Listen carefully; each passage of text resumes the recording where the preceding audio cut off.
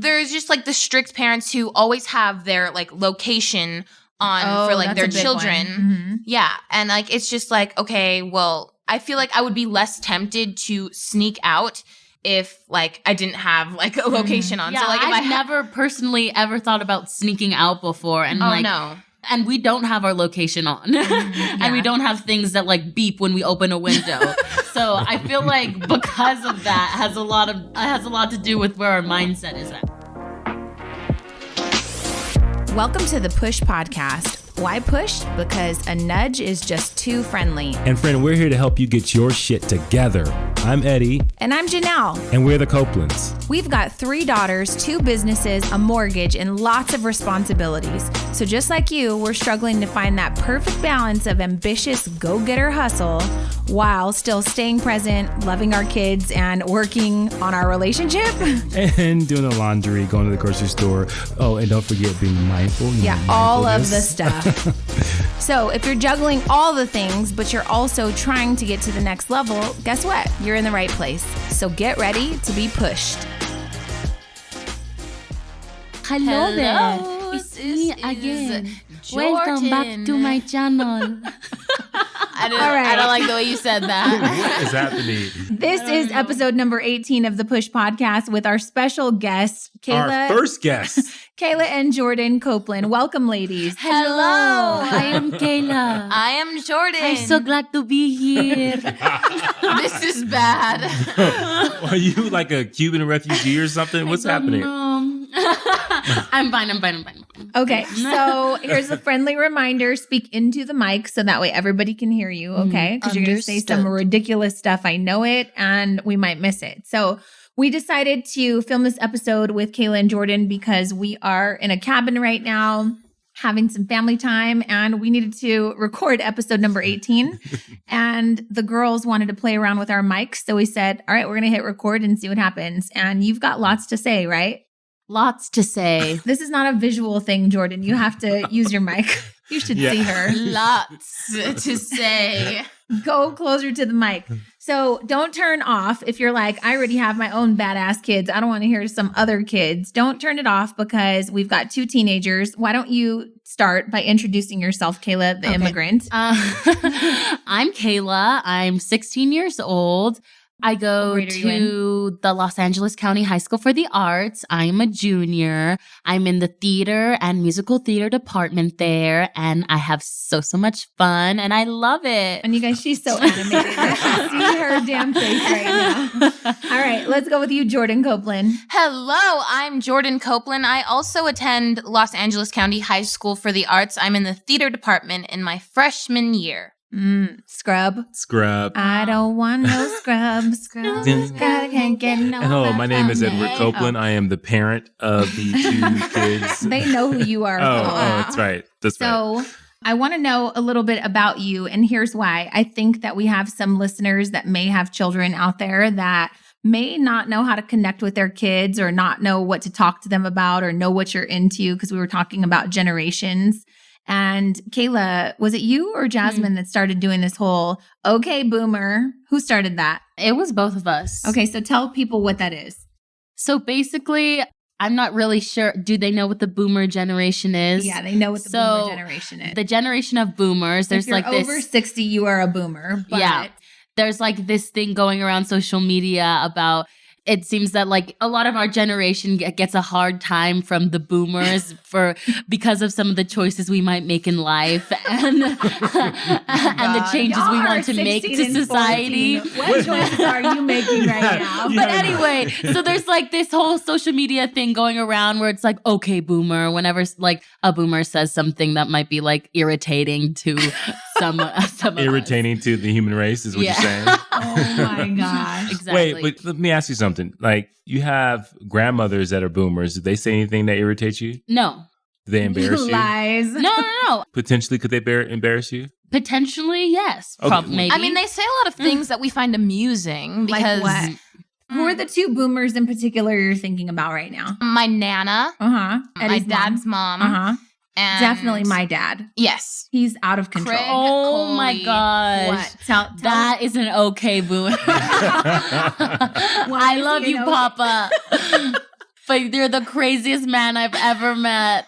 He says things that you think that you can get away with and you just cannot, right? And it's a good thing he says it around the people he loves, right, because they are socially otherwise unacceptable. It's not okay. Yeah, for sure. Oh, yeah. So we wanted to have this conversation with you girls so that way some of our listeners could be like, okay, well, I can have some fun conversations with my kids and maybe learn a little bit about them. So let's start. We're going to do this interview style, okay? So really quick, do you guys have celebrity crushes?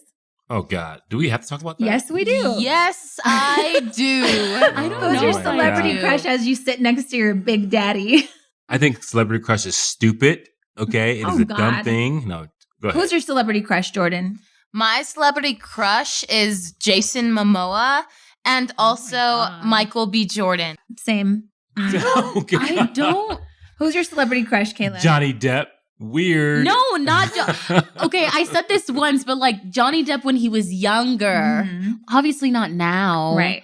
That's like pedophile right there. Yeah. So you need a current celebrity crush. What did I say the other day? Oh, Timothée Chalamet. And what do people know him and from? Who the hell is that? He was in Lady Bird. He's in The New Little Woman. These are plays. Nobody cares. These are movies. Oh, shoot. Okay. Yeah. These are movies no one has watched. No, these are the best movies. They've all, like, their ratings are incredibly high. So you need to get on that. Okay, boomer. Okay, boomer. All right. So let's start with you, Jordan. Tell me a little bit about your personality. Wow, that's an on-the-spot question. I don't know how to talk about myself. If people don't know you, like maybe they see you on our social media or something, what do you think that you want people to know about you? I want to be an actress when I grow up, a performer. I don't know how to describe my personality. I feel like you guys are best to describe my personality. Yeah, it's a weird question. Yeah, okay. So then let's do that. So we'll describe you and then you guys describe us. Yes. How about that? Got it. Okay, so Kayla is a hard worker. She's a little psycho. Yeah. Don't you think? She's psychotic. Like if you have too much homework and you are not the type of person that quits and gives up. So you'll just stay up all night long and be crazy and be crying and you'll just get it done. So I let myself cry like once and then I'm like, yeah. And then you're over it and you're like, okay, I have to do this. So suck it up. What do you think about her personality? She's hard-headed and stubborn too. Yeah, she's been stubborn in her entire life. She is extremely focused. She is starting to have a little bit of a bigger heart. At one point, we didn't think that actually she had a heart. We thought that she was a robot or an android or whatever you want to call it. And now we're starting to see a little emotion. Yeah, very little emotion. Now we're starting to see a little bit of heart. And I think it's because she's a part of the arts. And I think she's got to experience different emotions. And so she's been testing those things out to see which ones work for her. Oh my gosh. But I think she's fun-loving and she's great. Kayla's great, you know? All right, let's talk about Jordan. Thanks. Jordan is always good. Like, what I mean by that is, like, she reminds me of me. She doesn't really wake up in a mood. She kind of wakes up and she's always ready to go and optimistic for the most part. I think she has times where she's, like, kind of in her goth stage where she's just wearing a hoodie and, like, kind of crazy. Jordan's a joy for me. Like we have Jordan a lot is of a fun. joy. She's when you take her somewhere, she's always talking. She's cracking jokes. She's great. Talking shit. Why, thank you. No. Yeah, you're Jordan's a lot of fun. quitter. Quits things.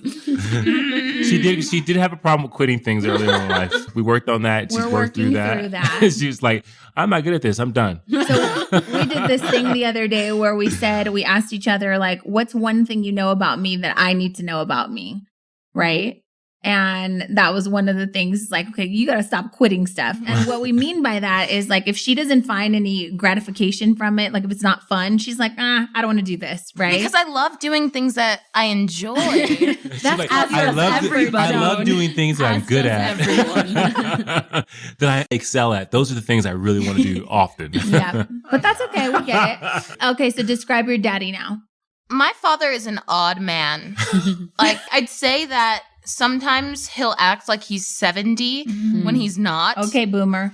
Yeah. Okay, boomer. My dad, he's probably the most patient person I think I've ever met. Ever. And it's refreshing sometimes because you'll think like, okay, somebody's got to get mad at me for this. And then he'll be mad for maybe a second and then he'll get over it. Yeah. Yeah. But yeah, he's super fun. He's super fun. I will say though that like he uses every second of your life to try and give you a life lesson. And I love you. Thank you for that. Thank you. But sometimes I just need a minute to myself. All right, what about me? Janelle is quite, in terms of patience, is quite the opposite of my father. I would agree. So it's either or here. She's a bit of a temper. She's a bit of a temper. If you will. But what's so funny is we talked about that the other day. Oh, yeah, she has a temper. She goes, I do? I'm like, and then she got a little you don't feel yourself getting mad? You're right. 'Cause I'm like, okay, let's go faster. You even say it. I'm so mad right now. She says that. I do. Like, I can't even count how many times she says that in like a week. Like, I'm so mad right now. I feel like I shared too many stories with you, though. Like, I told you about the guy I got into it with that was like disrespecting me at the restaurant. And he was like, I said, he made me so angry. So I feel like I shared too many stories with you. No, but you handle the anger pretty well. Like, you don't like scream it's not at like I'm us. beating you. Yeah, and no. screaming. Now you got people thinking like, oh my God, I thought she was so sweet. No, like she gets angry, but it's not like she takes it out on us. Yeah. I get angry like the other day when I said before you leave, make sure you do the dishes Oh my and gosh. you didn't. Right? And it's been a hot sec since I've done that. I usually get all And my so chores and I genuinely forgot to do them. Yeah. I sent you a text and said, do better, Kayla. Right? And I said, I will do better. Yeah. And that's it. But what about when I accidentally hit you with the snowball today? Hit my face and you said, with a snowball. you called me a mother effer. And then you said, I just want to murder you right now. Okay? That sounds like a temper. It was a genuine no throwing threat. snowballs Yes, it was. at people's faces. I was like, and you go boom, right? And I literally looked around and said, did you guys see that? You guys hear that? She said she literally wants to murder me right now. I did say that. Would you agree, ladies, that every single snowball Dad threw, it made a noise like it exploded? I didn't let him hit me. I was really good. I was getting him more than he was getting me. Yeah, well, I had my back turned and he hit me in my cheek. It was a quick toss, and the toss got a little out of control. Anyways, okay. It was catapult throw. Like you literally like slingshotted that at my cheek. Anyways, I'm over it, okay? Yeah. Okay. So can we talk about I hope how I you feel about survive when this school? release gets come out. This podcast. stop I'm so talking. nervous about being murdered. We're over this now. Thank you. How do you feel about school? I love the art aspect of school. I mean, I love academics are okay. I love arts. That's now what I you have sound to like say. a loser. Can you tell everyone you have straight A's? I mean, I have really good grades. I don't like just like not try. I try really hard on my academics. I just don't like, I feel like nobody likes their academic classes. My arts are my favorite classes. Okay, Jordan, how do you feel about school? I would say that a lot of the time I do enjoy going to school, but a lot of like things hinder that, I guess. Like some of my teachers don't really have the best attitudes. So if I'm like in the best mood, it's just like I'm trying hard not to let them bring me down. Can I just say this? I don't think I've ever, when I was in high school, talked about my teachers' attitudes like in the way you just did. Like almost like you're gonna reprimand them. I don't think your attitude is quite where we want it to be. Well, okay, that was gonna be my next question. Tell me about the worst teacher that you have. You don't actually have to say their name, but I want to know personality-wise. Like a bad teacher or just a teacher that I don't like? Well, all kids say they don't like their teachers. Usually it's the one that gives them the worst grade. So yeah. So who like comes which one? Who's your biggest pain in the butt? Oh, my biggest pain in the butt. I mean, I won't say who because I don't know who's listening. It's a he. Tell us about him. Oh, so they have this like complex that they're just better than, I don't know. They make everybody else in the class feel so stupid without even they try so hard to make us feel stupid just so they can make themselves feel smarter. But is that the opposite of what a teacher should do? I think that's what teachers are supposed to do. No, they make us. No, I'm just gonna say he literally assigns us stuff. Like the first week of school, everyone had like D's because he assigned us something, and he knew we didn't know how to do do it. Is your teacher asking questions that are hard and you go, he just wants us to feel stupid? No, he literally says, he'll say like something smart ass. Like, how are we supposed to respond to the things he tells us sometimes? Like, he's like, oh, I guess you just don't know how to write. Like, just condescending. Yes, very condescending. Yeah. What's your grade in his class? I'd rather not say. I'm passing. Oh, God. You probably have a B in the class. All right, Jordan, who's your least favorite teacher? Do not mention them by name. I really don't know how to even like start with this person because this person like aggravates me so much. And I'm not really the type to get that angry like that I don't know. I'm your mother. Oh, yeah. I don't know how mother would react in this classroom environment, but it's just really frustrating because I know that the teacher is not organized whatsoever, and they often lose my work that I've completed, that I've turned in, that I felt proud of. So when somebody says that they don't have your work that you worked really hard on, it just aggravates me. And it's like, I know it's somewhere in this classroom and I will find it if it's the death of me. Maybe you should just start photocopying this stuff before you turn it in. I know. I started of her holding the paper. Just be like, selfie I just turned this in. Can you just got it? No so I problem. can get it. Maybe, Yeah, I bet you she would get it. I wanted to like write down Miss Lou accepted my assignment. And they said the name. Bleep that. Well, sometimes you just got to call people out by their name, okay? Yeah. Lady, get it together. So nowadays, parents, if you don't know, most kids are accessing their grades online. And so they're going on constantly, Jordan is, and she's like, why the heck is my grade so low in this? And then she'll go talk to the teacher and the teacher says, oh, sorry, you didn't turn that in. So you need to start like making a photocopy or taking a picture of her holding it. Yeah. And what frustrates me even more is that she'll be like, okay, you can look in this stack of papers, of graded papers. And then I find it and I'm just like, it's right here. And she could set you up though and just like totally lose the paper. So maybe what you say is, hey, my mom and dad and my sister agree that just from now on, when I hand you the paper, just so that way we know that it's like into you, can I just snap a quick photo of you just for my records? One of my teachers lost like we had like a midterm or something. She lost every single one of our tests and just ended up giving us like all 80s. What? Because she just didn't ever say that she lost them. But we never got them back. And she said it. She's like, I can't find them. And then everyone got the same grade on it. Oh my God. Goodness. All right. So here's a good question. What do your parents do that drives you crazy? On the podcast, it's fair game. So you can just go ahead, tell mom what she does. Okay, boomer. I don't know how to answer I think that. sometimes just at the top of my head, like when I've had a bad day, I just don't want to talk about my bad days. And then like get in the car and and like I know that you want me to talk to you guys, but I just don't want to talk. And my days are so long. I just don't want to speak anymore. Yeah. And then I get in the car and I just don't. And how was your day? And it was fine. What do you mean it was fine? What happened? This is especially my dad. He'll go really deep. He'll go, what do you mean? Did something happen? How was that audition? Oh, talking about my auditions. I hate talking about my auditions. There we go. That's it. They really want me to talk about my auditions, but I just can't. I don't like talking. So what needs you to be more supportive though? Because that's interesting. Because like if we're annoying you when we're wanting to talk to you about, especially something you're going through, I think for teenagers, it's like, do we just say, okay, well, come talk to me when you need me? Yes. Right? It's perfect. If you're like, all right, well, once you've calmed down, you can just come talk to me if you want to. And that makes everything so much better. And then you get these kids, though, that are like silently suffering and now you're cutting yourself or doing something ridiculous. No right way, like, what are we supposed to Sometimes I don't want to talk, but like when you finally get it out of me, I'm like, you feel better. Yeah. Right? But sometimes it doesn't feel, sometimes it's not like that. Right. So there isn't really a right way. Would you agree? Because we're trying to like make sure that we're not just leaving you to battle your own like battles on your own. Yeah.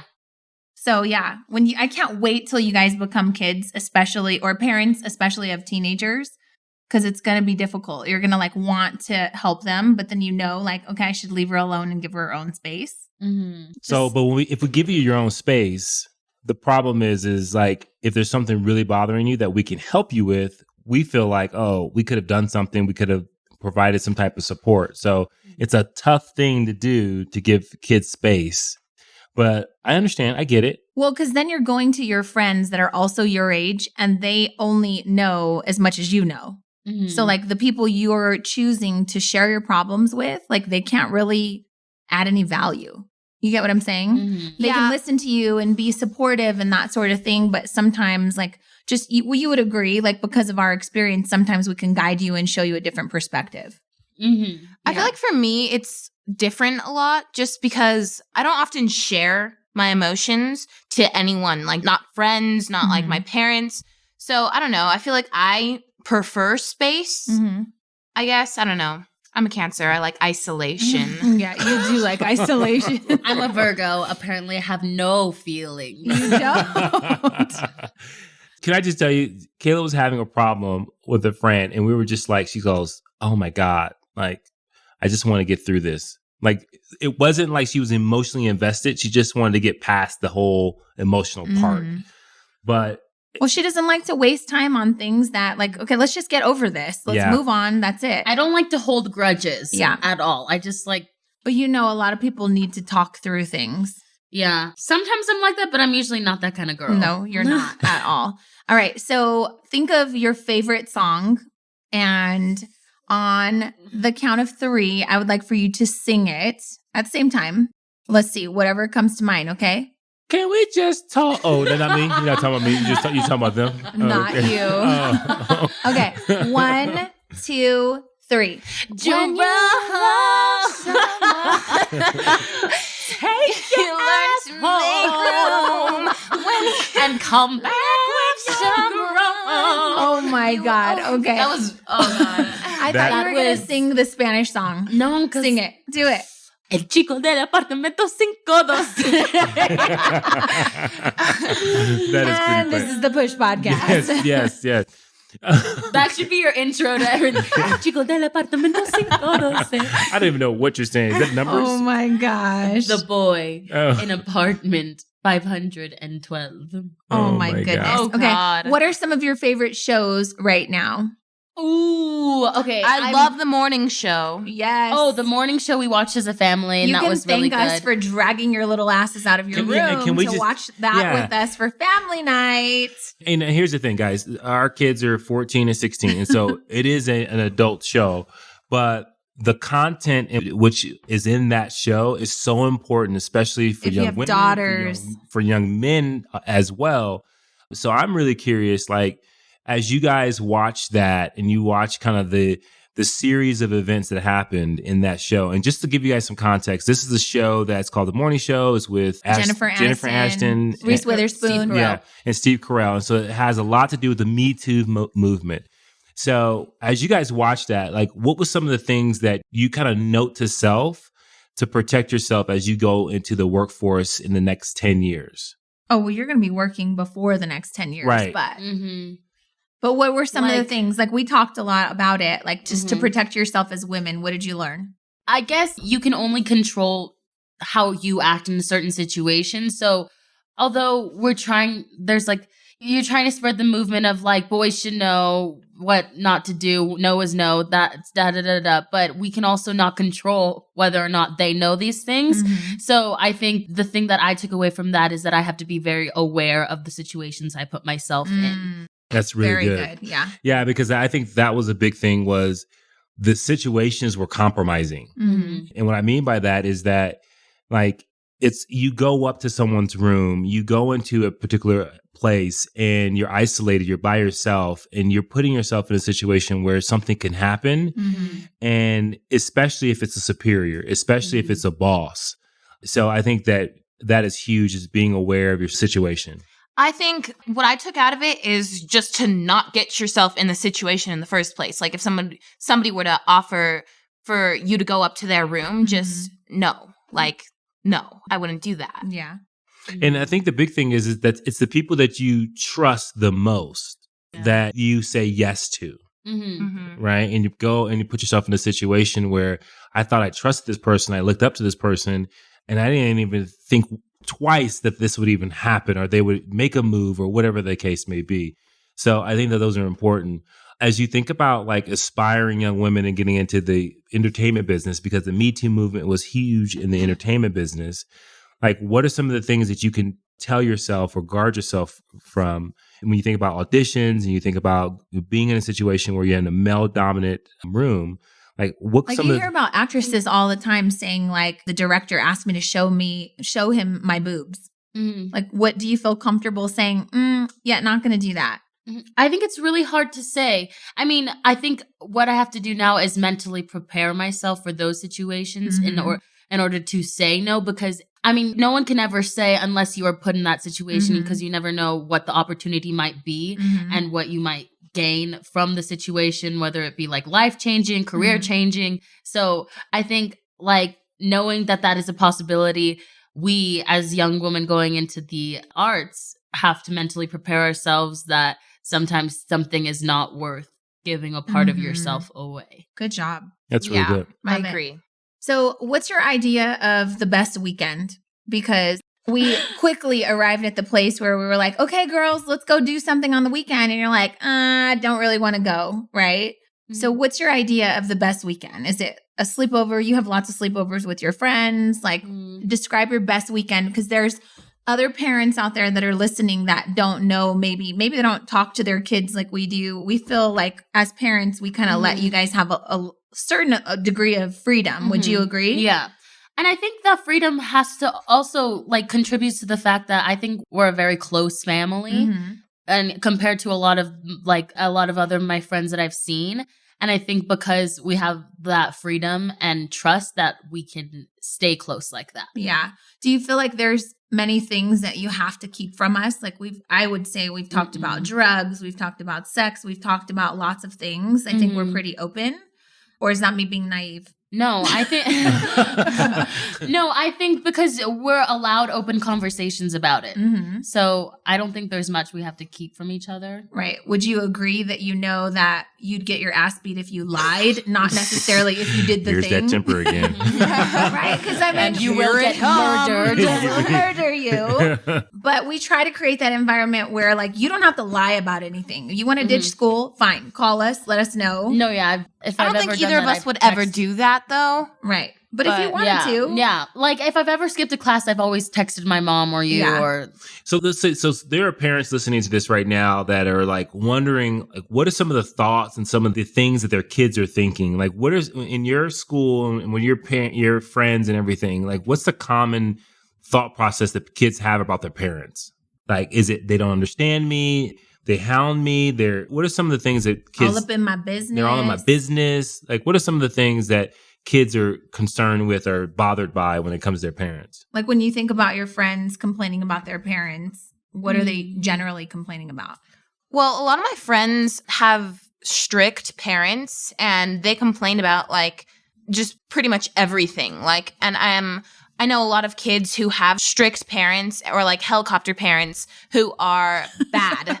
They're just bad kids because they weren't given freedom underneath their underneath their parents or guardians. So they need to find a way to like release what they've always wanted to do. And so they're just bad. You have that experience too, Kayla? Yeah, I think whenever I hear like somebody talking bad about their parents, it's usually because like they're always hounding them or like helicopter parents and stuff like that. Yeah. There's a certain level of like, okay, we want to know what you're doing, but I don't have to know everything just because I trust you. You haven't made too many mess ups. Yeah. So until it gets to that point, then we don't really have to worry too much about that, right? Yeah, there are just some very strict parents out there. Like, I know a friend who has like their money flow like directed straight from their parents. So like even if they earn money going on like acting jobs, it gets like put in that like safe place for when you're like 18. But even then, like their parents would still have like regulations. And I find that odd.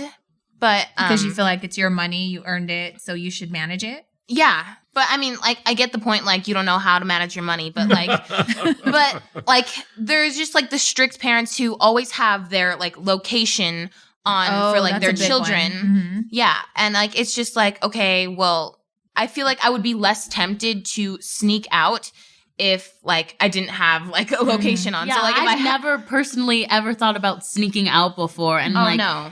And we don't have our location on. And we don't have things that like beep when we open a window. So I feel like because of that has a lot to do with where our mindset is at. And that's kind of like jail, though. Yeah, and I think what parents have to understand, and we're not perfect parents, although we're the closest things to perfect parents. Oh, God. I think when you are helicopter parents or when you have these really strict rules, you still have to understand these are human beings that because you are creating things that they cannot do, it entices them to want to do those things even more. Well, they're at the age of exploration and adventure. And so if you're withholding their opportunity to explore and have adventure, then they're going to wow out when they're not with you. Yeah, like if somebody put like a giant red button right in front of you and said, whatever you do, don't touch this button. I sure as hell am going to touch the button. Like, I don't know. It like, if it wasn't there, like if she didn't say, don't touch the button, I probably wouldn't have touched it. Like, it's just... They wouldn't even notice the button. I put in some sensors on your windows so that way if you try to sneak out, it's going to be... Oh my God. Then I just be like, how am I going to get those sensors off so I can sneak out? Yes! Just so you can stand outside and say, I did it. Yeah. I don't even know where I'd go. All my friends are like... But I think that that's important. I think that so that you guys know, we don't want to create boundaries where there's like, hey, we want to keep you caged in and we don't want you to experience things. We do want to let you know that, hey, doing drugs will lead to this, right? You have aspirations. We know no matter what it is, drugs will end any type of success that you have, and especially if you abuse drugs, right? And we've talked to you about guys and relationships. And it's not don't have a relationship or don't do drugs, but this is like beware of these things. These are the things you need to look at. And I think that because we want you guys to be critical thinkers, you need to see those things for themselves, and you need to see your friends do drugs, and you need to see how's that affect them. And it was interesting because I remember when I was in high school and seeing people for the first time really drinking, and I would go, wow, they don't know how crazy they look, right? And I'm not saying I didn't like touch any alcohol or anything like that, but I would just tell you that you start to experience it and you say, wow, they are not the same person, or they're making a fool of themselves. Yeah, I agree. So here's another question for you guys. What would be your dream family vacation? You have to take your parents. We have to go with you. And the reason I'm asking this question is because a lot of teenagers, they don't want to hang out with their parents, right? Would you agree? Like your friends are important, but what's a dream family vacation? How can some of the listeners out there that have teenagers that are like, I really don't want to hang out with my parents, what kind of experiences can they create that you guys think other teenagers would have fun? Like, for example, we go on vacation, we bring games. They're not baby games. We're not playing Candyland, right? We played Secret Hitler, which is pretty crazy, and it got really heated, and that's a really fun game, by the way, guys. It can destroy your family, though. But what do you think other parents might need to know about taking their kids on vacation or wanting to hang out with them? Honestly, like the best way to like trap them in is to start watching like a series with them. Like I think when we started watching the morning show, like we were all invested, and because we were all invested, it brought us closer as a family. But not only were we closer, we all just wanted to keep going and keep watching. So we just hung out a bunch more. So for hours, that's a good one. Hours. Yeah. So I will say, just touching lastly on, like we talked about helicopter moms, there's helicopter dads too, right? But I think you guys would agree, like the one thing we want to equip you with, so that way you're good to go when you're an adult and you leave our house, we want you to be independent. Would you agree? Like we haven't done a lot of things for you that you're capable of doing now. So I think that I want to talk to you really quick about helicopter parents that like kind of bulldoze through all of their kids' problems and go fight all their battles and like a lawnmower parent, right? So what do you think about that? Like, what does that do for you as kids when you're not forced to advocate for yourself? You're not forced to stand up for yourself. Do you have any friends that are like that? Their parents like want to step in and intervene for everything? I do. I have quite a few friends like that. And I'm not going to name anybody because like I just would say like, don't slip up because we'll have to bleep again. They're like weak. The children are weak. Yeah, because you don't know how to fight your own battles. And so when you're faced with a challenge in the real world, when you're 18 and adult, like it's not gonna like bode well for you because you don't know how to react in a situation that's always been handled by somebody else. Yeah. And like sometimes it's like like I see people at school and I'm like, I think it's just sometimes people need to learn the hard way because you'll just look at someone and be like, did you just not think that through? It's just, I don't know. I feel like learning the hard way can make them realize what they need to do better. But if they never get to learn the hard way, then they're going to learn the real hard way when they turn 18 and you're no longer there. I love that. Well, and we experience that all the time, especially when we manage and lead younger people. You can tell those people who have never gone through anything. They've never been rejected. They've never been told no. They've never had, fallen short. Yeah. I hire people still that their mom calls in sick for them sometimes. And so now it's a rule. I'm like, okay. I need for you to tell your mom not to ever call for you. Do you have the type of mom or dad that will call in sick for you? Because I won't tolerate that. And they're like, oh, okay. No, my mom wouldn't do that. Was pass along the message because this is your job. You're employed. You get the paycheck. You call in sick if you're sick, right? And I think that what parents don't realize is when you don't allow your kids to learn things the hard way, first, it's selfish because you're only doing it to make you feel better, right? It's to make you feel better about how they're feeling, right? And so if you're really trying to be a selfless parent, then you know that they're going to have to go through struggles. They're going to have to go through rejections. And that's the one thing I love about you guys going to a performing arts school is you have to deal with rejection quite often, right? You don't get the role you wanted. You don't get the part you wanted. All these things, you're going to get into the entertainment business that is filled with rejection, right? It's nothing but rejection until you get your big break, right? And so if you haven't built that endurance, that ability to have that perseverance, then you're not ready for it. And I think that the world is filled with success, but before you get success, you're going to have to deal with the bumps and bruises of the journey to get there. And sometimes even in our art school, when people are faced with rejection, you can tell that like they've been raised to never blame things on themselves or never take the blame for something or say, take responsibility. Because a lot of the times, like you'll see people like, oh, it's because they don't like me. The director doesn't like me. It's because them, blah, blah. And what do you want to say to them? No, it's just not good. there is no way to get better if you never take the fault. We could just end it right there. That drop the mic. Good That's job, what I'm talking about. Take responsibility. So really quick, tell me one quick thing from your childhood, most memorable moment. Do you have one? No. Why? There are so many. Yeah, there's a lot. I don't remember what I ate for breakfast. Like I can't. Yeah. Okay. Here's a funny question because you guys always ask us about this. Do you think our family has enough money? Yes. Yeah. Do you feel rich? Do you feel poor? I feel rich. In love. There is a lot of love in this family. Here's another There's question. nothing we're going without. That's right. So what do you think of when you see a homeless person?